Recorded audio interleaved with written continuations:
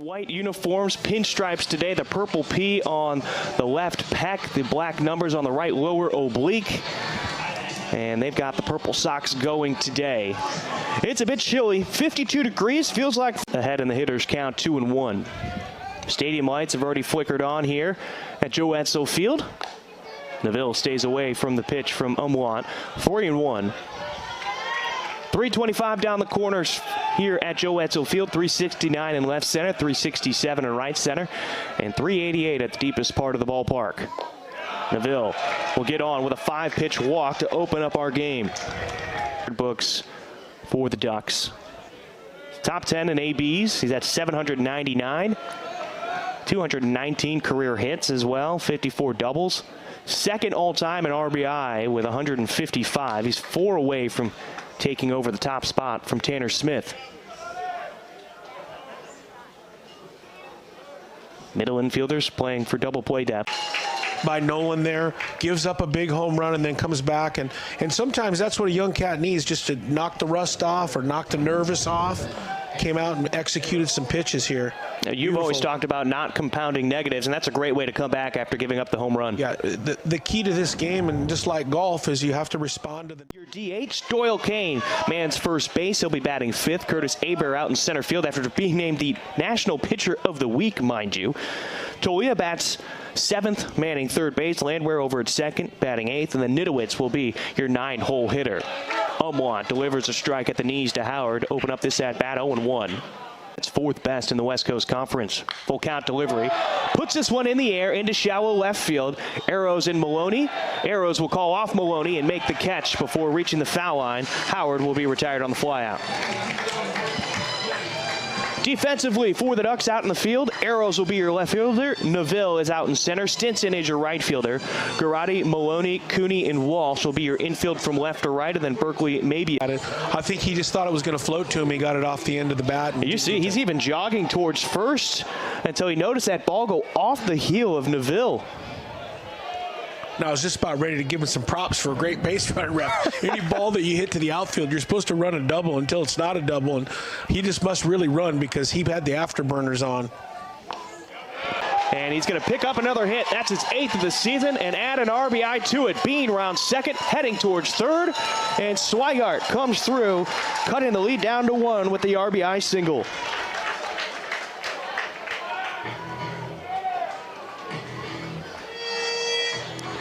Doyle Kane, the first baseman for the Pilots, now comes to the plate. Curtis Hebert steps to the plate, the starting center fielder for the Pilots today.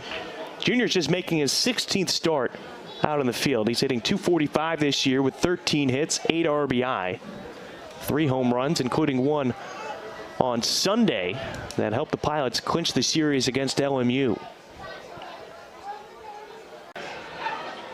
Almost the soccer stadium. Yeah, it's a Merlot. Full count, 2 outs. You have to think Swigart will be moving over at first. Hebert protecting the plate. Fly ball down the right field line. Stinson giving chase near his bullpen, and he's going to make the catch in foul territory and ending the threat for the Pilots. Don't have to necessarily travel all the way to Eugene to catch a Duck game. All the local people here in Portland happen to see their team. Berkeley Mabius is leading things off for the Ducks. Mabius, the freshman from Henderson, Nevada, went to Bishop Gorman High School. He's making his 15th start of the season, 22nd appearance. As he takes a first pitch strike, he'll start out 0-1. He's hitting .360. Senior's hitting .250 on the year. Just playing in his 5th game, only his 2nd start. He's got 1 hit and 1 RBI. Umwant missing the zone low. It's 2-2. Sometimes, you know, I've had players that'll start their first 15 at bats with all barrels right at somebody, and the guy below him in the lineup. Quick. As Tolia gets a single up the middle, and the leadoff man is aboard for the Pilots. And the guy below him in the lineup. You're almost 3-4 people deep, it looks like. Looks like a bunch of high school kids at not sure what school, but they all have a maroon hat. At some point, you'll figure out what school is coming out. Check it out. Landwehr got jammed inside, but fought it off into the netting behind home plate, 2-2. I mean, there's a great opportunity to see two solid Division I pro. You got a chance now. You can say I've called a perfect game, man.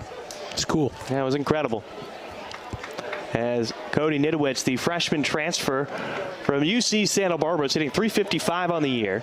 It's tops for the freshman in the West Coast Conference. Making his 23rd start, has 27 hits and 7 RBI. And one thing I really like about Nidowitz and what I've seen from him, Number 20, Tyler Howard. Howard at one point had a 14-game hitting streak amongst this 21-game on-base streak. And the great thing about Howard, especially during that LMU series, he didn't pick up his first hit until that Sunday game. The Pilots have really struggled at the plate. Just 7 hits in the first 2 games of that series. This one, as you just mentioned, wearing pitches, able to work the zone for a couple of walks, another throw over to first. You see Umwant a bit uncomfortable with Nidowitz over there at first. It's 4 for 6 on stolen bases this year. Yeah, I'll give you an example what I mean by that. So, guy on third base, and I'm a hitter, and there was less than 2 outs, and I don't really like the ball away from me. I like at 43 pitches right now through an inning and 2/3. As the rain starting to fall harder here at Joe Etzel Field, almost losing vision of the hills beyond the right field wall. Katayama Stahl swings at the first pitch that was away and fouls it to our left and out of play, 0-1. You and I were talking. Yeah, you really needed to get Stahl there. I mean, with Bean standing on deck. Now, that last pitch was a good pitch, but it was in the river. It wasn't on the plate. And hopefully, Umlaut can wiggle out of this if you're a Duck fan. 15 RBI, 8 doubles, which is second best for the starters today for the Ducks. A guy, after he punches a guy, likes to go right back to that pitch. Missing low and away into the right-handed batter's box to Mason Neville. Neville, no official at-bat. He walked to open up this game. And then he was the force out on the next hitter, Maddox Maloney, on a fielder's choice. The 1-0 delivery. There's a slider that... Now you're telling him what to say, so... Now that's Trey Watt this year. He had Connor Lambert the last few seasons. He moved up to UW, and Trey Watt moved in to the pitching coach role. Yeah, Trey does a heck of a job and didn't really lose a beat. I mean, probably what he told him is, hey, let's get after this hitter because the young man on deck, he can hit it. Well, it's definitely worse than it is in the booth right now. That's without a doubt. Swigart puts a drive into one. The first pitcher has been swinging the bat pretty well lately. He's 0 for 1 today, though. He had the fly ball down the right field line that was caught by Stinson in foul territory. Yeah, good little catcher visit there. Go out to talk to the young pup. Tell him, hey, listen, man, they've ambushed a couple pitches that weren't bad pitches. You got to stick with getting in the strike zone. What you don't want to do is become chippy, start to give those free passes, and then it turns into something bigger than what it is. Just continue to try to... Pops this one up into shallow right field. Walsh, the first baseman, drifting back, and he'll make the catch near the foul line. And that'll be the first out for Portland here in the third. I just about yelled cover first base. I almost went coach there. The ball was hit high in the air. And the pitcher was just watching it, and I almost hollered at him to go cover first. At that big pull side shift like that you got to be really good at bunting to first base. If you bunt to first base with the first baseman where he's playing, at some point they have to make a decision. Are they going to keep the shift on, or are they going to play the bunt? So if I was that young man, I would work on my push bunts to first base. Well, they're outcounts already on this season and just 19 total at-bats. It's just sort of a different approach, and you really appreciate the type of hitter that Tony Gwynn was. Yeah, I actually sent that. I saw that on Twitter today. Strike 3. Walsh will go down. Fourth towards the dugout for Portland. 0-1.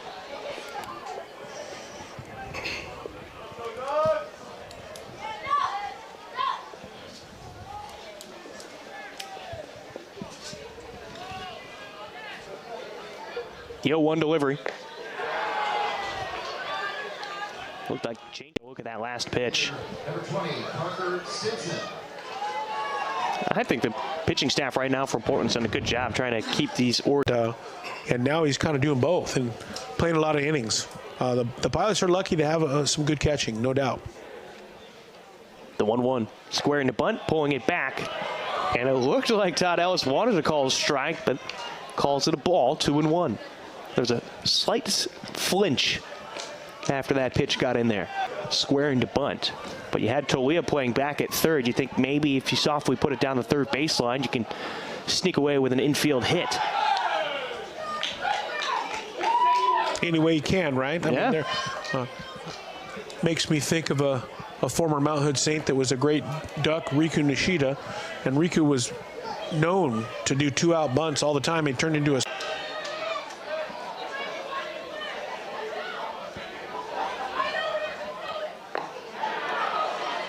Starr pumped up after getting the swing and miss on Neville, 1-1.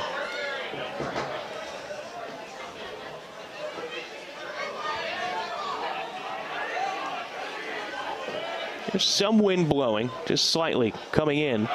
This one low. Neville wanted to. That's unfortunate. But as a coach, we've all been there. It's 2 quick outs. Then it's a guy on first and second, and now we're down 2 runs. It's this evil game we call baseball. Can be unforgiving at times. That's an understatement. Now there is a runner coming from second over to that way, and then he's realizing there was no stop put on for that runner. And you see, because if he does go home, third base is then vacated as well. But this will definitely be a learning point. This video will end up in Coach Loomis's hand, and he will show his team that the third baseman should have rotated immediately. And right in the ear hole. Yeah, he's got to probably sit down for concussion protocol. Yeah, you're going to have to check it at least. And I actually did not get him in the back of the head. It's unfortunate. And that's what you don't want to have happen in a midweek is get arguably your best player hurt. And obviously that wasn't on purpose. No. So he dealt with an injury. Zach Tolia will come to the plate now.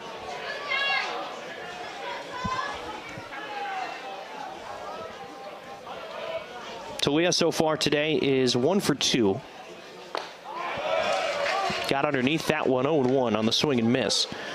Singled in the second, ground out to third in the third.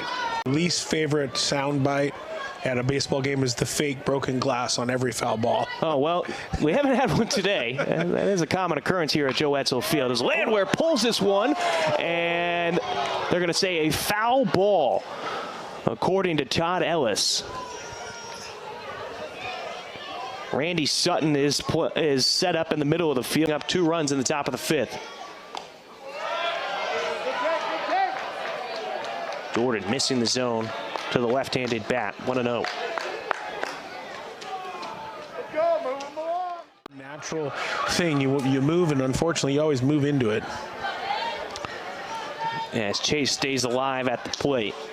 I've been punished for that before. Matter of fact, my oldest son, when he was a junior in high school, made a bad throw to first base, and I got one off the ankle that hurt for a month.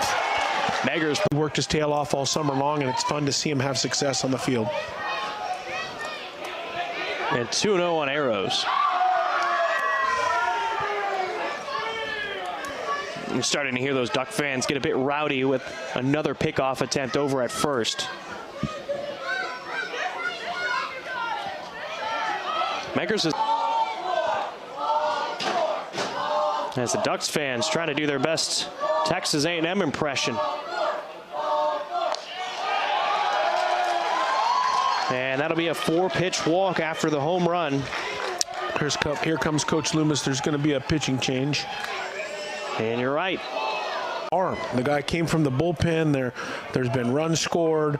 Now this guy on the mound is pretty good. I mean, last summer he's with Bellingham, and he came out of the pen and had a 1.5 ERA, pitched in 17 opportunities, and he's a pretty good arm. Back pick over to first. Kane able to take it on a bounce. Runners back safely. So, you don't want to sit around. I feel like you're still trying to wrap your head around it. Well, I'm just waiting for all my friends to text me what the answer is. And here it comes. Greg Swenson, former Washington State pitching coach and former pitching coach here before Lambert, just hit me up with concussion testing allows play.